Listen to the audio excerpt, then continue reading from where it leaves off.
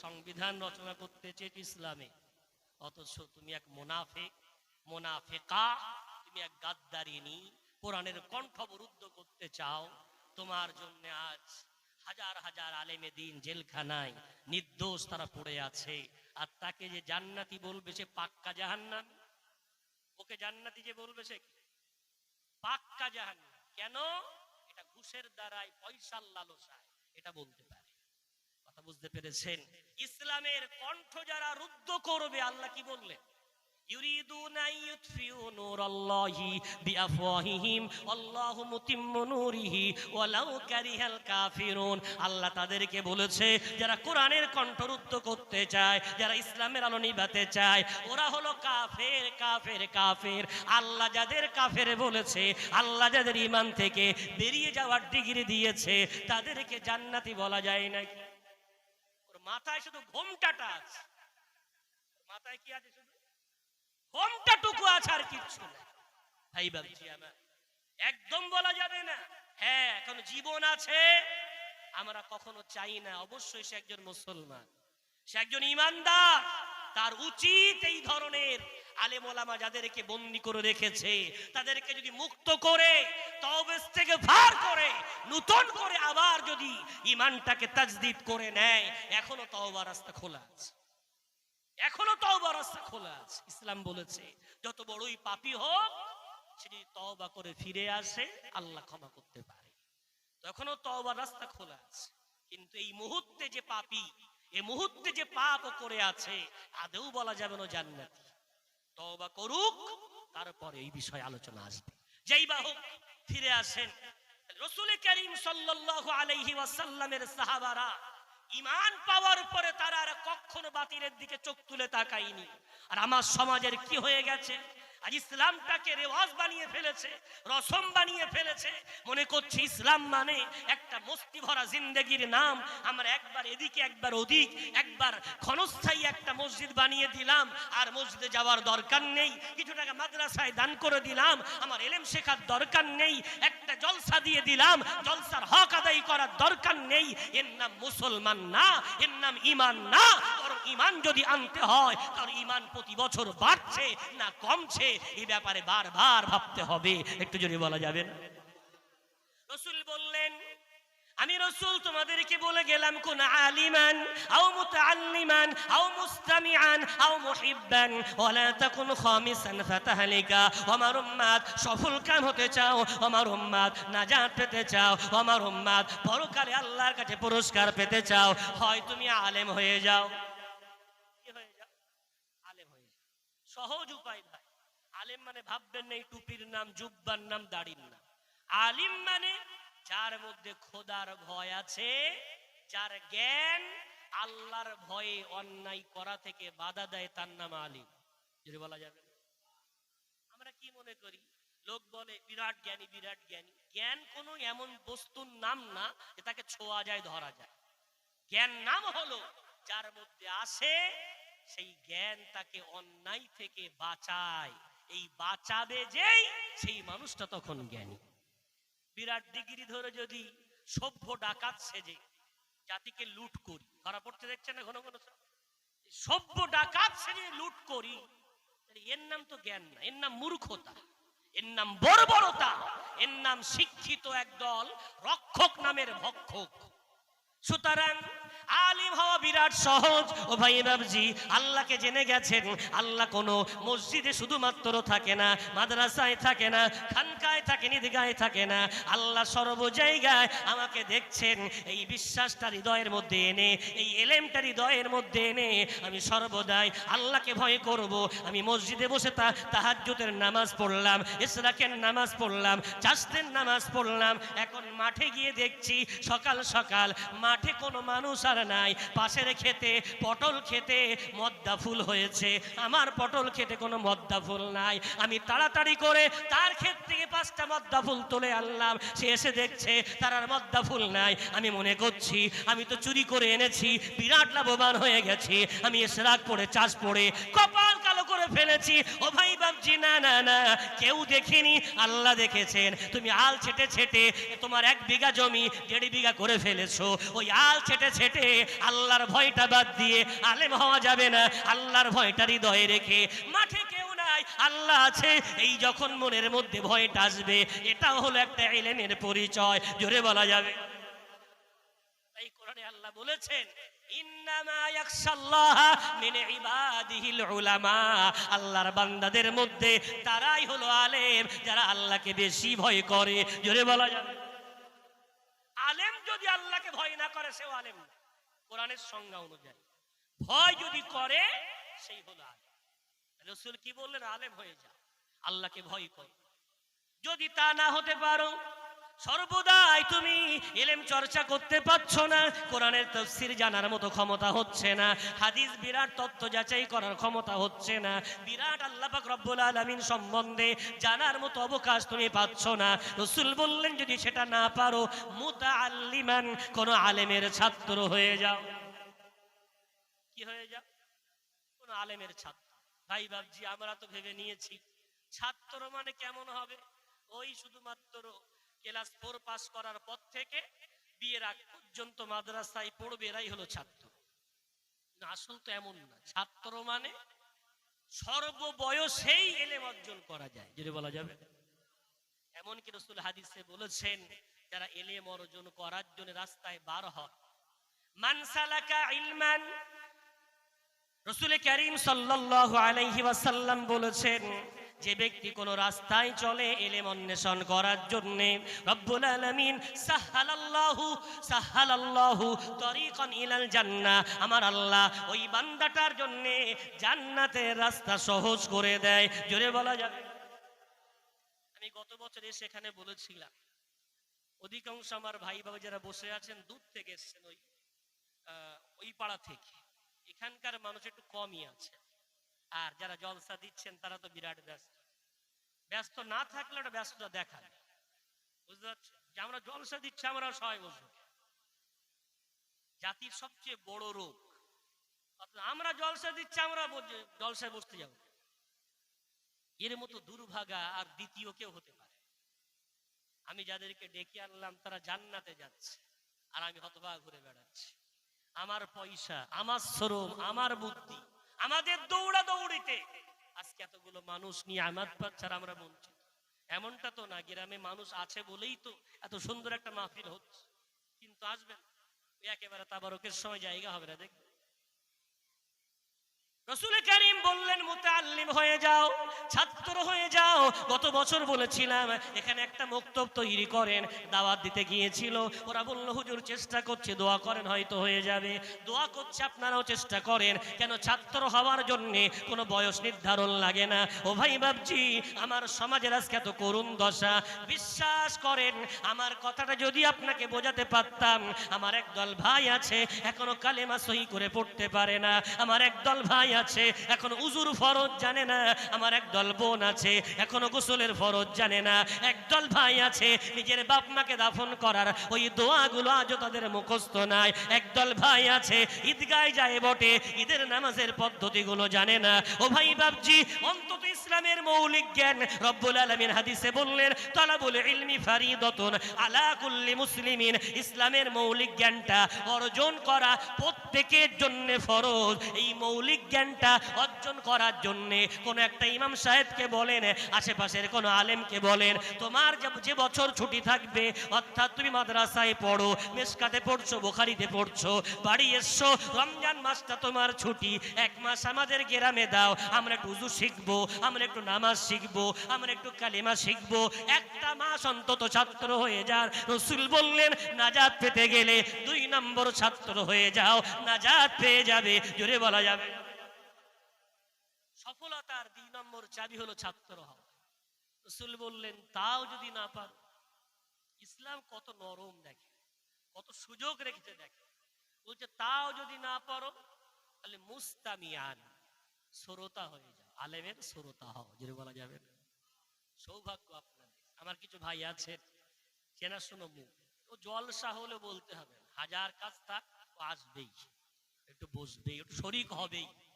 সৌভাগ্য আপনার। রাসূলের হাদিস অনুযায়ী আপনি শ্রোতা হতে পারলেন, এই শ্রোতা হতে পারা মানে সফলতার 3 নম্বর রাসূল করিম রাস্তা বলেছেন, যদি বলা যাবে।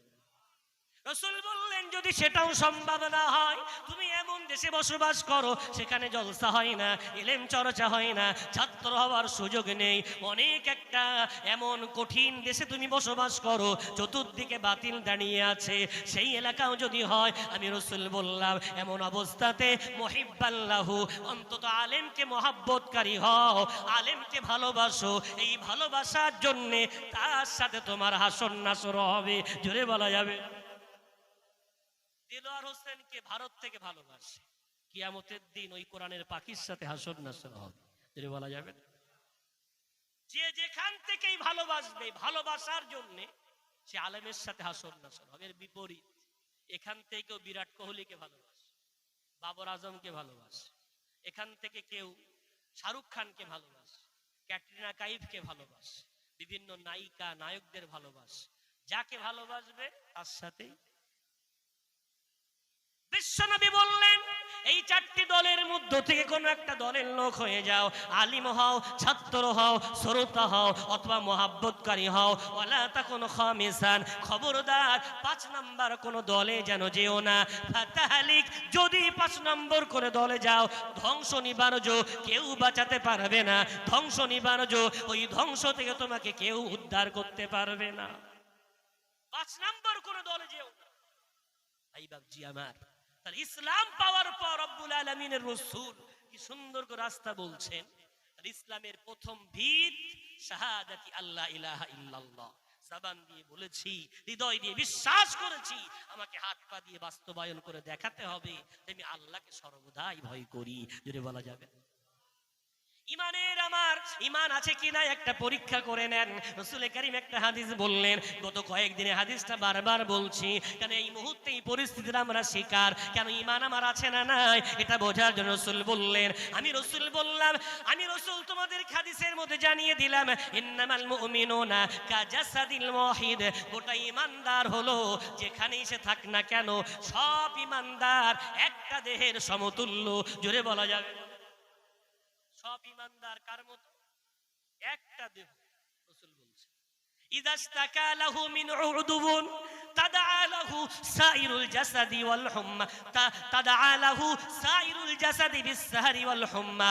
রাসূল বললেন ইমানদার একটা দেহের মতো, দেহের যদি কোনো অঙ্গ কষ্ট পায় গোটা দেহ সেই কষ্টে ঘুমাতে পারে না, গোটা দেহে জ্বর চলে আসে। কেন কেন? দেহের কোনো অঙ্গে কষ্ট হলে অন্য অঙ্গগুলো সেই কষ্টটা ভাগ করে নেয়। পায়ে একটা ফোড়া হয়েছে, চোখ ঘুমাতে পারবে? চোখ তো বলতে পারে। পায়ের হয়েছে, পা বুঝুক আমি একটু ঘুমিয়ে নি, পারবে? হাতে একটা ফোড়া হয়েছে, পাটা বারবার মনে করছে অন্যদিন এই হাতটা পায়ের এইখানটায় তলায় দিয়ে ঘুমা। হাতের ফোড়া, পা আদেও চাইবেন এটাকে একটু চাপাতে, কেন? এর কষ্টটা বোঝে। মাথা যন্ত্রণা হচ্ছে, গোটা দেহ অস্থির, একবারে পাশ ও পাশ সবাই ভাগ করে নিয়েছে। কেন? দেহের মধ্যে কোনো অঙ্গ কষ্ট পেলে প্রত্যেকটা অঙ্গ সেই কষ্ট অনুভব করে। রাসূল বলছেন তোমার ঈমান আছে না গেছে, এটা পরীক্ষা করার জন্য পৃথিবীর সব মুমিন তোমার ভাই, যদি বলা যাবে। 26 পারা 15 পৃষ্ঠা সূরা হুজুরাত, ইন্নামাল মুমিনুনা ইখওয়াতুন। রব্বুল আলামিন বললেন গোটা ঈমানদার প্রত্যেক একে অপরের ভাই ভাই। সুতরাং তোমার যদি ঈমান থাকে, পৃথিবীর মধ্যে কোনো মুসলমান যদি অত্যাচারিত হয়, মুসলমানের কষ্ট আসে, তোমারও কষ্ট হওয়া উচিত। এই বাবজি জলসায় তো আপনাদের চেয়ে আমরা একটু বেশি যাই নাকি? বেশি যাই না? আপনাদের চেয়ে আমরা একটু বেশি যাই না জলসায়? বিশ্বাস করেন? জলসায় গিয়ে যা মেলা দেখতে পাই, দেখে মনে হয় না এদের মনে আজ বর্তমানে ফিলিস্তিন আমার ভাই বোনদের যে করুণ অবস্থা, কি অবস্থা, কি করুন, দুপুর বেলা খাদ্য নাই, সন্ধ্যাবেলায় পানি নাই, দীর্ঘ 25 দিন হয়ে গেল। আজ ফিলিস্তিনের ভাই বোনদের চতুর্দিক থেকে খাদ্য খোরাক বন্ধ করে দেওয়া হয়েছে। যারা বেঁচে আছে খাদ্যের জ্বালায় তারা একদিক থেকে অপর দিকে ছুটছে, আর যারা মারা গেছে, দুনিয়ায় মানুষ তো মারা যায়, কেউ চিরস্থায়ী না, কিন্তু কেমন মৃত্যু, একবার তাকালে দ্বিতীয়বার আর চোখ তুলে তাকানো যায় না। মাথা আছে তো পা নেই, পা আছে তো হাত নেই, হাত আছে তো ধড় নেই।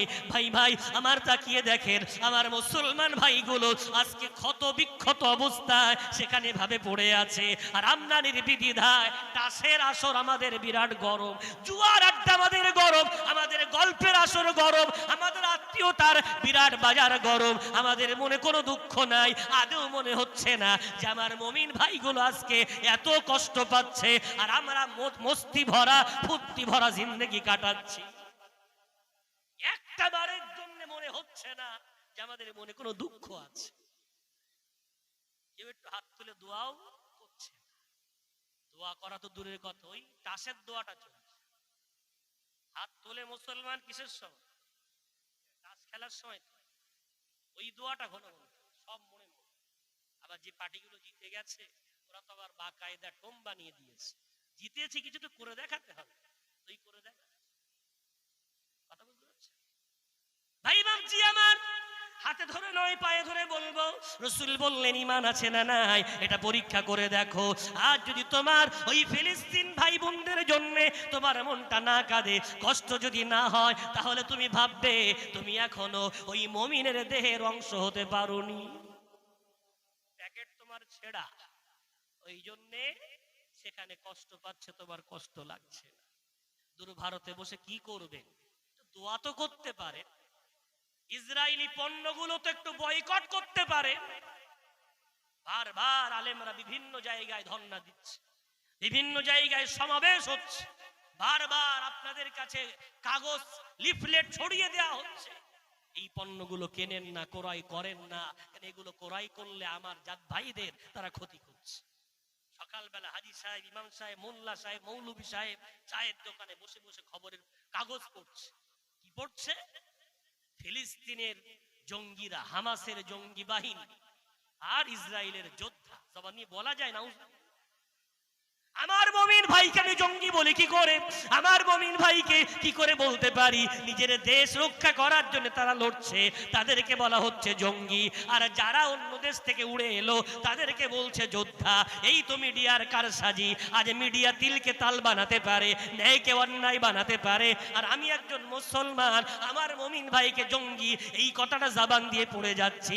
অমন পত্রিকা ছেড়ে ফেলেন, অমন পত্রিকা পা দিয়ে মারিয়ে দেন, অমন পত্রিকায় পেশাব করে দেন। আমি অমন পত্রিকা পড়বো না, অমন পত্রিকা নেব না, অমন পত্রিকা দেখবো না। বরং পত্রিকা সত্য যদি আমার সামনে দেয় আমি সেই পত্রিকা পড়বো, স্যালুট করব, খবর শুনবো। কিন্তু না, ওই মিথ্যা খবর পড়তে আমি আদেও রাজি না। মনে দরদ নেই, ব্যথা নেই, মোনাজাত করেন। আম্মাজান, মা বোন, আপনাদের আঁচলের বিরাট দাম। তো আঁচল পেতে পেতে আল্লাহকে বলেন, আল্লাহ আমার কোন বোনকে আপনি বিধবা করো না, আর কোন মাকে সন্তান হারা করো না, আর কোন স্বামীকে স্ত্রী হারা করো না। দোয়া করে বাড়িতে দোয়া ইউনুসের আমল চলুক, মসজিদে আমল চলুক। কুনুতে নাজেলা বলে একটা বাকায়দা হাদিসের পাঠ আছে।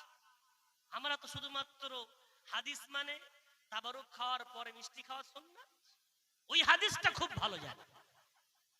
কুনুতে নাজেলের একটা পাঠ। কুনুত তো আমরা জানি দোয়াই কুনুত ভিতরের নামাজে আছে। এটা তো একটা ওয়াজিব আমল। আহনাফের নিকটে যারা আবু হানিফাকে মানে, ভিতরের নামাজের তৃতীয় রাকাতে হাত ছেড়ে হাত বেঁধে এই দোয়াটা পড়া সারা বছর ওয়াজিব। ইমাম শাফির কাছে ফজরের নামাজের দ্বিতীয় রাকাতে রুকু থেকে উঠে দোয়াই কুনুত পড়া সারা বছর ওয়াজিব। দুজনের কাছে হাদিস আছে। আবু হানিফা কি করবেন? আবু হানিফা বলছেন, আমি বললাম যদি মুসলমানের উপরে কখনো মুসিবত আসে, আযাব আসে, গজব আসে, তাহলে উম্মতে মুহাম্মাদি ফজরের নামাজে দ্বিতীয় রাকাতে রুকু থেকে উঠে কুনুতে নাজেলা পড়বে, যাতে করে আমার আল্লাহ ওই মুসিবত থেকে মুসলমানদের নাজাত দেয়। যদি বলা যাবে মাদ্রাসাগুলো তো অনেক জায়গায় হচ্ছে, আমার মাদ্রাসায় আলহামদুলিল্লাহ চলছে। অনেক মসজিদ হয়তো হচ্ছে, কিন্তু অনেক মসজিদ জানেই না যে কুনুতে নাজিলা কি জিনিস। ভাই বাবজি আমার, একটু দোয়া করেন, দূর ভারতে বসে বসে একটু মুমিনদের জন্য দোয়া করেন, ওই মুমিন ভাইদের জন্য দোয়া করেন। আফগানিস্তানের মুসলমান, ইরাকের মুসলমান, আমার মায়ানমারের মুসলমান, এমনকি বাংলাদেশের মুসলমান, সেই সাথে উত্তরপ্রদেশ আমার ভারতের মুসলমান, আজকে বারবার নিউজ চ্যানেলগুলোই দেখছেন এই ভারতের জমিন আমাদের জন্য 10 বছর আগ পর্যন্ত কোনো বাধা নিষেধ ছিল না, যারা যেখানে ইচ্ছা সে নামাজ আদায় করতে পারে। কিন্তু আজ উত্তরপ্রদেশের জমিন আমাদের জন্য যেটাই সেটার নামাজ পড়া যাবে না, আইন তৈরি করে শাস্তি দেওয়া হচ্ছে। আজমিরে যাচ্ছে মানুষ জিয়ারত করতে, রাস্তায় বাস রেখে নামাজ পড়ছে, শাস্তি দেখছেন না? কেন এগুলো হচ্ছে? কেন আমরা মনে করছি অন্যের হচ্ছে, অন্যের হচ্ছে, অন্যের, আর অন্যের নেই, নাকের ডগায় চলে এসছে। পশ্চিমবঙ্গ কিছুদিন পরে এই জায়গায় চলে যাবে। আজ যদি তোমার মনে অন্য মুমিনের জন্য দরদ না থাকে, কলিজা যদি না কাঁদে, অপেক্ষা করো, সামনের দিন তোমার মেয়েটা ধর্ষিত হবে, কেউ দেখার লোক থাকবে না। আগামী দিন বাড়িটা তোমার মাথায় পড়বে, তোমারও দেখার লোক থাকবে না। আমাদের শক্তি বলতে কিছুই নেই, একমাত্র আল্লাহর শক্তি, যদি বলা যাবে। ওই আল্লাহকে নারাজ করে, রব্বুল আলামিনকে নাখোশ করে কখনো কল্যাণ পাওয়া যাবে না। ও ভাই বাবজি আমার, তাই ফিরে আসেন। আল্লাহ ইসলাম দিয়েছেন, এত বড় একটা নিয়ামত দিয়েছেন, অর্থাৎ আমাদের সাথে আল্লাহর কথা বলার মতো যে রাস্তা আছে অন্য কোন জাতির কাছে ওই রাস্তাটা নাই, জোরে বলা যাবে। আল্লাহর সাথে কথা বলার যে আমাদের রাস্তাটা আছে, অন্য কোন জাতির কাছে ওই রাস্তা নেই। সেই রাস্তাটার নাম কি? দোয়া, জোরে বলা যাবে। উদউনি আস্তাজিব লাকুম, ওরে বান্দা দোয়া করো, আমি আল্লাহ তোমার ডাকে সাড়া দেব। ও নবী মুহাম্মদ, তোমাকে যদি বলে আমি আল্লাহ কোথায়, বলে দাও বান্দা যেই ডাকে আমি তার ডাকে সাড়া দিই, এমন কি তার শ্বাসনালীর চেয়ে আমি আল্লাহ নিকটে অবস্থান করছি, জোরে বলা যাবে। আমাদের মতো এত সুযোগ অন্য কোনো জাতির কাছে নেই। আমরা হাত তুললে আল্লাহ দোয়া শোনে, ডাকলে আল্লাহ ডাকে সাড়া দেয়। এখন আমাদের করণীয় কি? ইসলামের মৌলিক যে ভিত, ছাদটা দাঁড়িয়ে থাকার জন্য ঈমানটাকে নষ্ট কোনো মতেই করা যাবে না, কোনো বাতিলের দিকে মাথা তুলে তাকানো যাবে না। যতই আপনাকে লোভ দেখাক, লালসা দেখাক, আপনি ভাববেন রিজিকের মালিক কে? আল্লাহ। আমি তো বারবার বলি, আল্লাহ যারা কবরে চলে গেছে, আমাদের পূর্বপুরুষ, জান্নাতের ফুল বাগিচা বানিয়ে দিক কবরগুলো। তাদের জামানায় বেশি অভাব ছিল না, আমাদের জামানায় অভাব বেশি। অভাব ছিল না, তাদের জামানায় অভাব বেশি ছিল না, কিন্তু তারা কি করেছে? সেই অভাবের জামানায় বড় বড় জমিদারদের বাড়ি ঝিগিরি করে আমাদের জন্য ফ্যান এনেছে, আমানি এনেছে, খুদ ভাজা এনেছে, খই এনেছে, এনে সবাই মিলে ভাগ করে খাইয়েছে, কিন্তু কোনোদিন হারাম খাওয়াইনি। যার বাদাউলাতে আজ আমাদের মুখে দাড়ি, মাথায় টুপি, অন্তত মসজিদ গুলো আজকে ভরে যাচ্ছে, যদি বলা যাবে। আর আজ অভাব নেই। কোন বাড়ি আছে লোন নেই? কোন বাড়ি আছে মহিলা সমিতি নেই? কোন বাড়ি আছে বন্ধন নেই? কোন বাড়ি আছে লটারি নেই? কোন বাড়ি আছে জুয়া নেই? খুব খাও, খুব খাও, খুব খাও, যত ইচ্ছা তত খাও, চোখের সামনে রেজাল্ট দেখতে পাচ্ছ, আর জলসাগুলোতে বাচ্চা পাওয়া যায় না। কেন? কেন? হারামের রক্ত কোনোদিন ওই জলসায় বসে না। ওরা এখন বড় বড় থানিট নিয়ে পাবজি খেলছে। কি নিয়েছে হাতে? থানিট। আমি মোবাইল বলি না, কি বলি? আমি থানিট বলি, আমার পরিভাষা এটা। কেন? খাইয়েছো লটারির টাকা, বন্ধনের টাকা, সুদের টাকা, এলআইসির টাকা খাওয়াও। আজ জলসায় পাওয়া যাচ্ছে না মানে তোমার গালে পানি দেওয়ারও লোক পাওয়া যাবে না। লিখে নাও, ওদের কাছে গিয়ে বলেন, খালের ধারে মোবাইল দেখছে, গিয়ে বলে তোর মার শরীর খারাপ, রাখ দিন, এখন গেমে মরছে, ওর মা মরে যাবে, গালে পানি দেওয়ার লোক হবে। ওর বাপের হার্ট অ্যাটাক হবে, ওর বাপকে ডাক্তার বাড়ি নিয়ে যাওয়ার লোক হবে। দাও, পানি কিনে দিয়েছ। কথাই কথাই বলে ছেলে বড় হয়ে গেছে। কি বলে? ছেলে ছেলে আবার বাবার কাছে বড় হয়?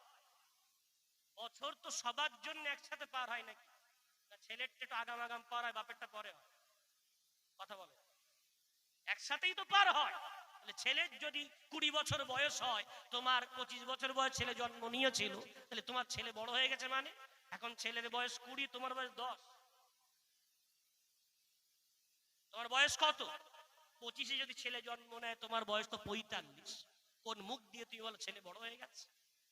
ওমরে ফারুক রাদিয়াল্লাহু তাআলা আনহু, তার ছেলে বড় হয়ে গেছে। ছেলে এটাই ভেবেছিল আমি বড় হয়ে গেছি, আমিরুল মুমিনিন, মদিনার গভর্নর ওমরে ফারুক রাদিয়াল্লাহু তাআলা আনহু, তার কাছে ছেলে আব্দুল্লাহ ইবনে ওমর এসে বলছে, আব্বাজান, আমি আপনার মতো প্রধানমন্ত্রীর ছেলে, আমাকে রাসূলের নাতি, রাসূলে পাক সাল্লাল্লাহু আলাইহি ওয়াসাল্লামের নাতি হুসাইন আমাকে গালি দিয়েছে। ওমর বলছে, কি বললে? হুসাইন গালি দিয়েছে? এমন করে বলেছে যেন ছেলের কথাটাই বাপ রেগে গেছে, এমন একটা ভাব। ছেলে বলছে, আব্বা হ্যাঁ গালি দিয়েছে। কি বলেছে? বলছে গোলামের বাচ্চা বলেছে। কি বলেছে? আমাদের ছেলে পেলেদের মতো একদম 100 গালি বার হয়, গালি বার হয়েছে কি? গোলামের বাচ্চা। রাগারাগি হয়েছে কোন একটা, গোলামের বাচ্চা বলেছে। ওমরে ফারুক ছেলের কথা শুনে বলছে, বাবা তুমি কি ঠিক বলছো? বলছে, আব্বা আল্লাহর কসম খেয়ে বলছি, আমাকে হুসাইন গোলামের বাচ্চা বলেছে। ওমর বলছে, ওটা লিখে আনতে পারবে? বলছে, একদম পারবো, যাও লিখে আন। ওমরে ফারুকের কথা শুনে আব্দুল্লাহ ভেবেছিল ছেলে বড় হয়ে গেছে, বাপ মনে হয় ছেলের কথা শুনে হুসাইনকে বিরাট শাস্তি দেবে, লিখে আনতে বলেছে, মানে এক্ষুনি প্রমাণ পেয়ে গেলে আমার আব্বা হুসাইনের বিরুদ্ধে বিরাট একটা পদক্ষেপ নেবে। হুসাইনের কাছে দৌড়ে গেছে আব্দুল্লাহ ইবনে ওমর, গিয়ে বলছে, ওরে হুসাইন, তুমি না আমাকে এক্ষুনি গোলামের বাচ্চা বললে? হুসাইন বলছে, আগেও বলছি আবারও বলছি গোলামের বাচ্চা।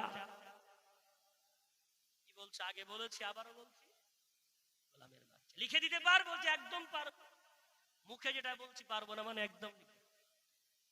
হুসাইন লিখে দিয়েছে কাগজে, যাও আমি লিখে দিলাম গোলামের বাচ্চা। ছেলে আব্দুল্লাহ ইবনে ওমর ওমরের কাছে দৌড়ে দৌড়ে আসছে, মনের মধ্যে বিরাট আশা, আমি প্রধানমন্ত্রীর ছেলে, আজকে তো রাসূল নাই, আজকে তো আলী রাদিয়াল্লাহু তাআলা আনহু, আজকে তিনি বিরাট বড় দায়িত্বতে নেই, সুতরাং আমার আব্বা ওই হুসাইনের বিরুদ্ধে বিরাট একটা পদক্ষেপ নেবে। কাগজ নিয়ে দৌড়াচ্ছে। ওমরে ফারুকের হাতে যেই দিয়েছে কাগজটা নিয়ে, ওমরে ফারুক মসজিদে নববীর মিম্বারে উঠে গেছে। এলাকার মানুষ সাহাবাদেরকে ডেকে ডেকে মসজিদ নববীতে সকলকে বসিয়ে দিয়েছে। হাতে একটা কাগজের টুকরা ওমরে ফারুক চুমা দেয়, তুই চোখে লাগায়, আর বুকে জড়িয়ে বলে, ও মদিনার আমার মসজিদের রাসূলের সাহাবারা, আমি তোমাদের কাছে একটা দাবি করছি, আমার দাবিটা কি তোমরা মেনে নেবে? সাহাবারা বলছেন, কি দাবি? ওমরে ফারুক বলছেন, শোনো না, এই কাগজের টুকরাতে হুসাইন রাদিয়াল্লাহু তাআলা আনহু তিনি লিখে দিয়েছে আব্দুল্লাহ ইবনে ওমর গোলামের বাচ্চা।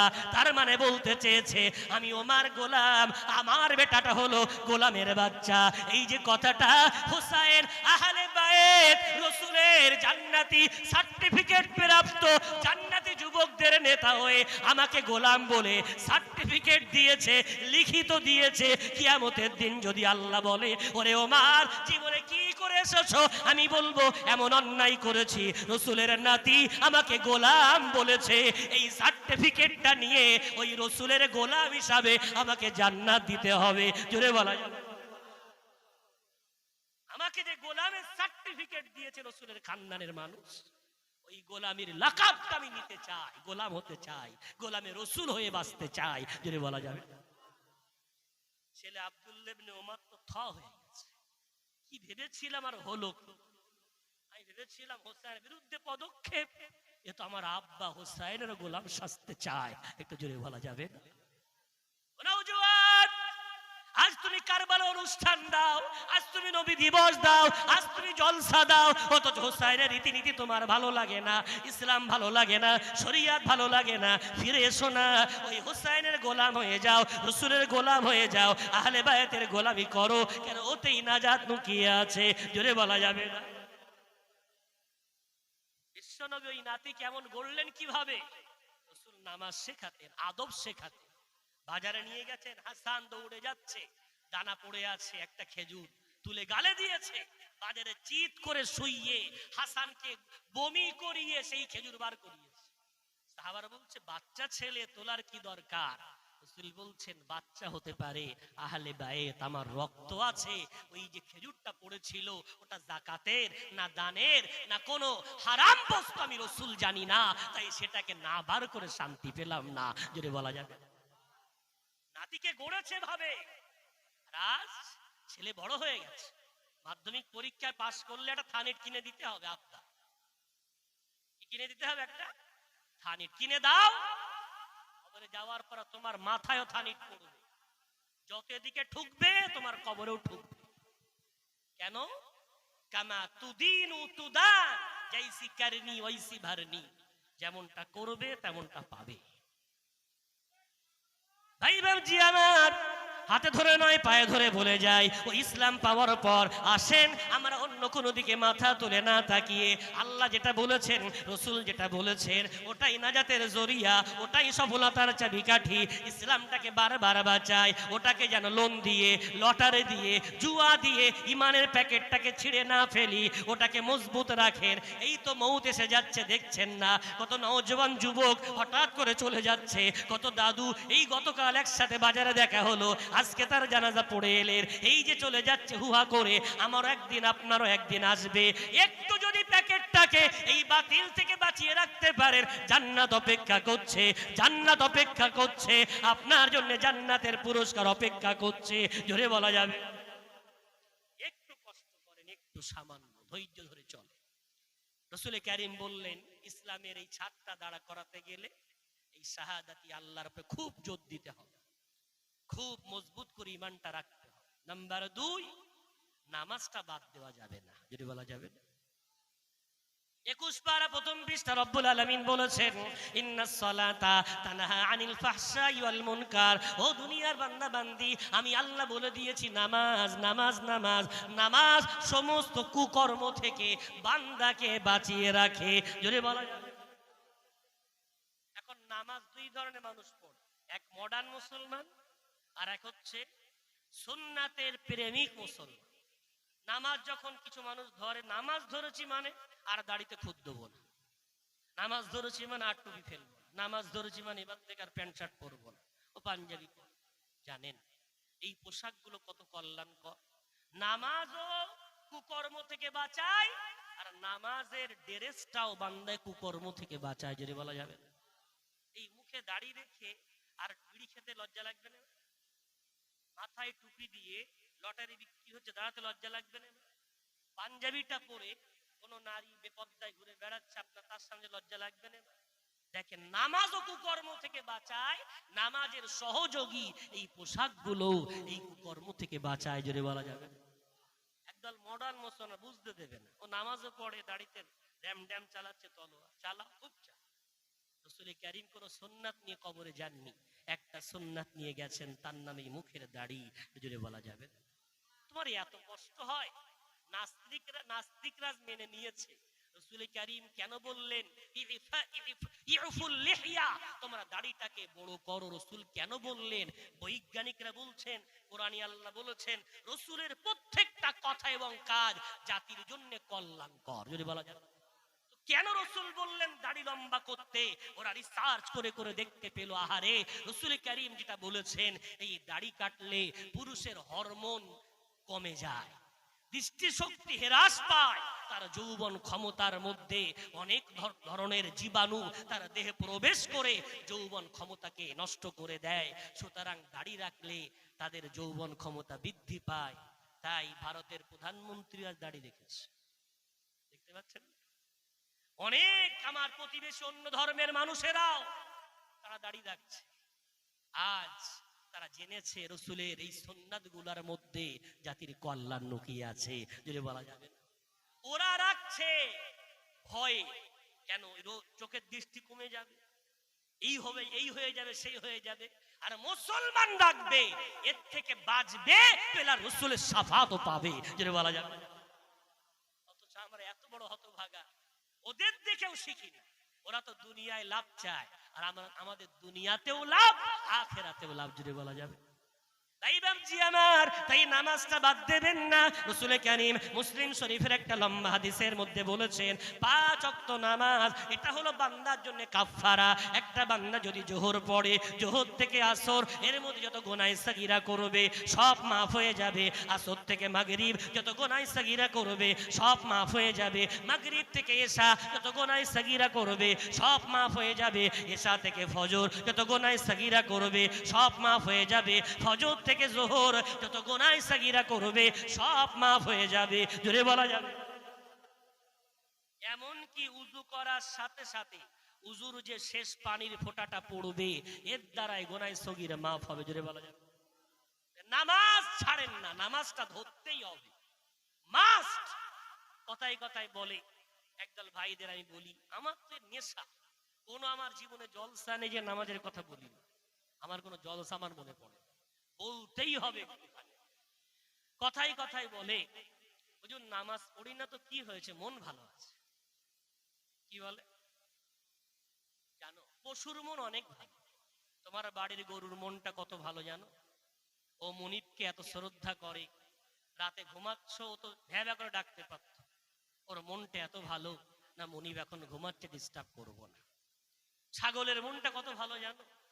ও তোমাকে ডিস্টার্ব করে না। কুকুরের মনটা কত ভালো জানো? ও তোমাকে ডিস্টার্ব করে না। কি বলছো মন ভালো আছে? তোমার চেয়ে পশুর মন অনেক ভালো, তুমি শ্রেষ্ঠ। তার প্রমাণ পৃথিবীর কোন মখলুককে আল্লাহ হাত বেঁধে দাঁড়ানোর ক্ষমতা দেয়নি, দিয়েছে একমাত্র এই মানুষকে। জোরে বলা যাবে। পৃথিবীর কোন মখলুককে আমার আল্লাহ রুকুতে গিয়ে দুই হাঁটুতে হাত দিয়ে রুকু করার মতো ক্ষমতা আল্লাহ কোন মখলুককে দেয়নি। যদি দিয়ে থাকেন একমাত্র মানুষকে এত সুন্দর করে দুই হাত ভাগ করে নাক এবং কপাল জমিনে লাগিয়ে সেজদা করার ক্ষমতা আল্লাহ দুনিয়ার কোন মখলুককে দেয়নি। যদি দিয়ে থাকে তার নাম মানবকে। ওই জন্য মানব তুমি হলো আশরাফুল মখলুকাত। কারণটা হলো তুমি ওই মন ভালোর জন্য আশরাফুল মখলুকাত না, তুমি আশরাফুল মখলুকাত এই জন্য তুমি রবের সামনে তার প্রশংসা দায়ী করতে পারো। জোরে বলা যাবে। তোমার এই ছাদটা দাঁড় করাতে গেলে ঈমানটা ঠিক রাখতে হবে, নামাজটা আদায় করতে হবে। নাম্বার 3 সাওমি রমাদান, রমজানের রোজা আদায় করতে হবে। প্রথম তারাবি আর 27 তারাবি চলবে। আমার তো মাঝে মাঝে এমন মনে হয় আল্লাহ যদি কোনোদিন এমন আমাদেরকে ইসলামী দেশ বানিয়ে দেয় অথবা ইসলামী পূর্ণ ক্ষমতা আমাদের জামানায় চলে আসে, তো মসজিদে একদম তালা মেরে দেওয়া দরকার।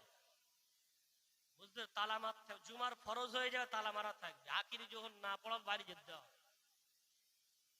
এক তো আসে না, সপ্তাহে একদিন আসবে, 2 রাকাত পড়ে হু করে পালাচ্ছে, হু করে পালাচ্ছে। কোন দলের সেলসেলা? সেলসেলা 2 রাকাত জুমা নেই। তবলিগ, তবলিগেরও 2 রাকাত জুমা নেই। তবলিগদের আখিরি জোহর নেই, 18 রাকাত জুমা। সেলসেলার 22 রাকাত জুমা। তুই কোন দল? তবলিগ না সেলসেলা? হিজড়া না তো তুই? 2 রাকাত পড়ে দৌড়াচ্ছিস। 2 রাকাত জুমার নামাজ কবে থেকে ড্যাম ড্যাম চলছে প্রত্যেকটা মসজিদ। আমার তো মনে হয় ইমাম সাহেব শুধু ওই কিছু মানুষের ইস্তেঞ্জার চাপ পাবে, কষ্ট পাবে বলে এই ধরনের ফতোয়া দেওয়া যায় না। অন্যথায় মন আমার এমন চায় গেটে তালা মারা থাক, ও নামাজ না পড়ুক, একদম শেষ টাইমে বসে থাক। রাসূলের হাদিসে এসেছে মুনাফিক মসজিদে গেলে ও মনে করে যেন খাঁচার মধ্যে বন্দি পাখি। কিসের মতো? খাঁচার মধ্যে বন্দি পাখির মতো। ওর মসজিদ ভালো লাগে না, ছটফটনি আসে। আমার মনে হয় গরুটা দৌড়েছে, আমার মনে হয় এই হয়েছে ওই হয়েছে। ওর একেবারে যত দুনিয়ার চিন্তা ওর মাথা ফাটিয়ে দেবে। অথচ দেখবেন মসজিদের বাইরে দাঁড়িয়ে দিব্যি গল্প করছে। আমার চাচাজি বাদাল জুমা পড়েছে, আখিরি জোহর পড়েছে, সুন্নাতুল ওয়াক্ত পড়েছে, নফল পড়েছে, তখনও দেখছে মসজিদের বাইরে দাঁড়িয়ে গল্প করছে, অথচ সুন্নাতগুলো পড়লো না। মসজিদের মধ্যে জ্বালা চড়বে। রাসূল বলেছে ইমানদারের লক্ষণ মসজিদে আসলেই মনে হবে ও যেন কাসামাকি ফিল মা, ও যেন পানির মধ্যে মাছ যেমন নিজের জীবন ফিরে পায়, মুমিন মসজিদে গেলে জীবন ফিরে পায়। জোরে বলা যাবে। ও ভাই বাবজি জি আমার, তাই রমজানের রোজাগুলো আদায় করতে হবে। প্রথম রোজা সাতা সোজা চলবে না। কেন কেন আমি বললাম, ইসলামের 5টা ভিত, এই ভিতের উপরে, এই কলমের উপরে ইসলামের ছাদটা দাঁড়িয়ে আছে। কমপক্ষে 3টে যদি না থাকে, ছাদ কিন্তু দাঁড় করানো যাবে না। দুটোই ছাদ দাঁড়ায়, 3টে কমপক্ষে। তাই 3টে সবার জন্য ফরজ। সে গরিব হোক ধনী হোক, ঈমান ফরজ, নামাজ ফরজ, রোজা ফরজ। আর যদি ধনী হয় আর দুটো, হজ ফরজ, যাকাত ফরজ। ইসলামের ভিত কটা? 5টা। এই 5টা কলমের উপরে ছাদ দাঁড়িয়ে আছে। যারা গরিব মানুষ তাদের ছাদ দাঁড়া করাতে গেলে 3টে হলেও ছাদ দাঁড়াবে। কি কি? ঈমান, নামাজ এবং রোজা করতেই হবে। এটা বাদে তুমি কখনো ঈমানদার, পাক্কা মুসলমান, পূর্ণ ঈমানদার তুমি হতে পারবে না। ভাইবাম জি আমার, রাসূল করিম সাল্লাল্লাহু আলাইহি ওয়াসাল্লাম আমাদেরকে ছোট্ট একটা হাদিসের মধ্যে বললেন। আমি আলোচনা সমাপ্ত করার আগে ওই হাদিসটা একটু ব্যাখ্যা দিয়ে বলি। রাসূল করিম সাল্লাল্লাহু আলাইহি ওয়াসাল্লাম বলেছে, নি'মাতানি মাগবুনুন ফীহিমা কাসীরুম মিনান নাস, আস-সিহহাতু ওয়াল ফারাগ। আমি রাসূল বলে গেলাম, দুটো নিয়ামত আল্লাহ প্রত্যেকটা বান্দাকে দিয়েছে, কিন্তু বান্দারা এই নিয়ামতের গুরুত্ব বোঝে না। দুটো নিয়ামত সবাইকে দিয়েছে। 1 নম্বর আল্লাহ বললেন সুস্থতা। আল্লাহ রাসূল কি বললেন? সুস্থতা আল্লাহর একটা বিরাট বড় নিয়ামত। আর নাম্বার 2, অবসর সময়, এটা আল্লাহর দেওয়া একটা বিরাট বড় নিয়ামত। যদি বলা যাবে না, সুস্থতা কত বড় নিয়ামত জানেন? রাসূল করিম সাল্লাল্লাহু আলাইহি ওয়াসাল্লাম হাদিসের মধ্যে বলেছেন, একটা সুস্থ মানুষ যদি সুস্থ অবস্থায় 5 ওয়াক্ত নামাজ জামাতে পড়ে, ওই মানুষটা যদি কোরআন তেলাওয়াত করে, ওই মানুষটা যদি ইশরাক চাসাবিন পড়ে, একদিন এমন হলো ওই মানুষটা আজকে জুমার আজান হচ্ছে, ও আর বিছানা থেকে উঠতে পারছে না, বিছানা থেকে মসজিদে যাওয়ার ক্ষমতা নাই, আজান শুনে চোখ দিয়ে ঝরঝর করে পানি ঝরছে, আর মনটা কেঁদে উঠেছে, আহারে আমার জীবনে কোনোদিন জুমার নামাজ আমার কাজা নাই, আজকে জীবনের প্রথম এত অসুস্থ, আমি জুমা যেতে পারছি না। রাসূল বলছেন, ওকে কাঁদতে মানা করে দাও, আফসোস করতে মানা করে দাও। সুস্থ অবস্থায় যে মসজিদে যেত, আজকে বিছানায় শুয়ে যদি ইশারায়ও নামাজ পড়ে, ওর আমলনামায় জামাতের সব লেখা হবে। জোরে বলা যাবে, ওর আমলনামায় কিসের সব লেখা হবে? জামাতে। কেন? সুস্থ অবস্থায় ভালো কাজ করতো, আজকে অসুস্থ হয়ে গেছে, পাচ্ছে না, তারপরে আল্লাহ সওয়াবটা দেবেন। জোরে বলা যাবে, মানুষ গুরুত্ব দেয় না সুস্থ যে আল্লাহর কত বড় নিয়ামত। আশরাফ আলী থানভী রাহমাতুল্লাহ আলাইহির কাছে যখন কোন মানুষ যেতেন অসুস্থ হয়ে, এই গত সপ্তাহে আমি একটু হাদিস পড়ালাম, বিশ্বনবী হাদিসের মধ্যে কয়েকটা জায়গায় বলেছেন, মুমিনের যতটুকুই কষ্ট হোক, এটা ওর জন্য গুনাহ মাফ হওয়ার জরিয়া। যদি বলা যাবে, পায়ে দিয়ে কাটা ফুটে গুনাহ মাফ, জ্বর আসে গুনাহ মাফ।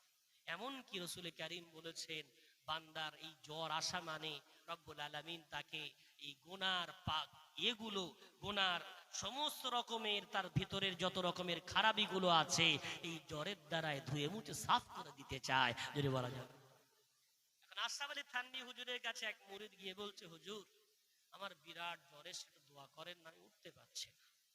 তো হুজুর হাত তুলেছে, ওগো আল্লাহ, আমার এই মুরিদটা তোমার জ্বরের নিয়ামত নিতে পারছে না, তাই সুস্থতার নিয়ামত দিয়ে এই নিয়ামতটাকে একটু পাল্টে দাও। যদি বলা যাবে না, জ্বর নিয়ামত, মুসিবত আসাটা নিয়ামত, কষ্ট আসাটা নিয়ামত। কেন? মুমিনের দুনিয়া একটু কষ্ট আসছে মানে ওর যত খুজুরো পাপ আছে সব মাফ হয়ে যাচ্ছে। যদি বলা যাবে, তাই সুস্থতা আল্লাহর নিয়ামত, আবার অসুস্থতাও নিয়ামত। কেন? সুস্থ অবস্থায় তুমি যদি ভালো কাজ করো, অসুস্থ অবস্থাতেও তোমার ওই নিয়ামত গুলো যোগ হবে, অ্যাড হবে। যদি বলা যাবে না। নাম্বার 2, অবসর সময়। আমার এক দাদুদের দেখে খুব আফসোস হয়, আমার কিছু বাবু এখানে বসে আছে, জানি না আপনাদের মধ্যে এই রোগ আছে কিনা। আমি দেখি মাগরিবের নামাজের পর থেকে ঈশার নামাজ, মসজিদের পরে চায়ের দোকান তো থাকবে, কি থাকবে একটা মুসলমান মানে সে এলাকার দোকানপাট না হলে মুসলমান পাড়া মানাবে কি? মুসলমান পাড়ার যে নমুনা শুনে নেয়, মুসলমান পাড়ার প্রথম নমুনা, উঠোন যতই বড় হোক, গরু ছাগল রাস্তা ঘেঁষে বাঁধতে হবে। ওর গরু ছাগল যেন রাস্তায় পেশাব পায়খানা। মুসলমান বোঝাতে হয়। নাম্বার 2, পঞ্চায়েত থেকে লাইট দিলে চামগুলতি দিয়ে ভেঙে ফেলতে হয়, বোঝাতে হবে যে আমরা অন্ধকারকে ভালোবাসি, আলো ভালোবাসি। পঞ্চায়েত থেকে ড্রেন তৈরি করে দেয়, ড্রেন ইট খুলে বাথরুম বানাতে হয়, বুঝিয়ে দিতে আমার ড্রেনের দরকার নেই, বাথরুমের দরকার। মুসলমান এলাকার নমুনা বুঝতে পারছেন? ঘুরে আসেন, যাবেন, একদম চোখ বুঝিয়ে বলে দেবেন এখান থেকে মুসলমান পড়া শুরু হয়েছে। রাস্তা খারাপ, কলের হাতল নেই, নাট খুলে পড়ে গেছে, ড্রেনের ইট খুলে নেই গেছে, লাইট ভাঙা, বুঝে নেবেন মুসলমান পড়া শুরু হয়েছে। তো মুসলমানের অভ্যাসের মধ্যে আর একটা অভ্যাস, মাগরিবের পর একটু গোল টেবিল না হলে মজা লাগে না। কাটিয়ার চলেন, মুসলিম অধ্যুষিত এলাকা, আপনি আপনার হাটবার টাটবা নেই, সব দিন হাটবার। তেঘরি মোড়টা একই অবস্থা, ওখান থেকে তেঘরি থেকে নিয়ে একেবারে বিরামনগর পর্যন্ত আমার প্রতিবেশী ভাইদের এলাকা কোনো বাজার আছে, কোনো গোল টেবিল আছে? বলেন, জানতো সবসময় আছে। কেন? ওরা সন্ধ্যার পরে সময়টা পড়ায়, নিজেরা পড়ে, নিজেরা বিভিন্ন ধর্ম নিয়ে গবেষণা করে, ইত্যাদি ইত্যাদি, তারা আপন আপন কাজে লিপ্ত থাকে। আর আমার সন্ধ্যাবেলা বসে বসে সব গল্প, চাহারে মাগরিবের পরে আওয়াবিন নামাজ আছে, কত তাসবিহ আছে, কত ইবাদতের সুযোগ, সেগুলো নেই। বসে বসে চা খাচ্ছে, টিভি দেখছে, খবরের কাগজ পড়ছে। আর তুমি চা খাও, ওই চাটা একা না খেয়ে বাড়িতে স্ত্রীকে খাওয়াও, বাচ্চাগুলোকে খাওয়াও, সবাই মিলে খাও, ওই চাটা বরকত হয়ে যাক। জোরে বলা যায়। 10 টাকা করে চা খাচ্ছ, মাসে তো 300 টাকা, 300 টাকা তোমার বাড়ির সবার চা হয়ে যায়। স্ত্রীটাও খাবে, বাচ্চাগুলোও খাবে, দোয়া হবে। বাচ্চাকে কোলে নেওয়া সুন্নাত, স্ত্রীকে ভালোবাসা সুন্নাত, এগুলো তুমি করো। মাগরিবের পর থেকে এসা এই দীর্ঘ সময়, অবসর সময় নষ্ট করছে গল্প করে। তাসবিহ পড়ো, কোরআন শেখো, ইমাম সাহেবের রুমে চলে যাও, ইমাম সাহেব আমার কালিমাটা একটু শোনেন না, এই দেখেন দাড়ি পেকে গেছে, আমার তো জানি না কদিন দুনিয়ায় থাকবো, আজও পর্যন্ত কাউকে আমার কালিমাটা শোনায়নি, নিজে নিজে ভাব নেই বিরাট সুন্দর কালিমা জানি। ও ভাই বাবজি, জীবনে শেখা ছাড়া কোনো জিনিস অর্জন করা যায় না, অথচ কোনোদিন কাউকে কালিমাটা শোনায়নি। একটু জান না, ইমাম সাহেব যদি বয়স বেশি হয় তাহলে তো কল্যাণকর, অল্প বয়স হলে নাতি বলে, ভাই বলে তার পাশে বসে যান, ও আমার ভাই, আমার এলাকায় অনেক ইমাম এসেছে, তোমার কণ্ঠ খুব সুন্দর, তুমি খুব সুন্দর নামাজ পড়াও, তোমার নামাজ পড়া শুনে আমার চোখে পানি চলে আসে, আমি তো বুড়ো হয়ে যাচ্ছি, কবে চলে যাব জানি না, আমার কালিমাটা একটু শোনো, আমার সূরা ফাতিহাটা একটু শোনো। এভাবে এই অবসর সময়গুলো কাজে লাগার। ও চাচাজি, আজকে হয়তো যেতে পারছেন, আগামী দিন পারবেন না, রাসূল বলেছেন এই অবসর সময় কাজে লাগালে ব্যস্ততার সময় ওই সওয়াবগুলো আমলনামায় অ্যাড করা হবে। জোরে বলা যাবে। সুতরাং আমরা মুসলমান হয়ে আমাদের জান্নাতে যাওয়ার রাস্তা বিরাট সহজ। প্যাকেটটা ফাটালে হবে না, প্যাকেটটা ছিঁড়ে ফেললে হবে না, এমন যেন না হয় আমরা কোনো ইসলাম বিরোধী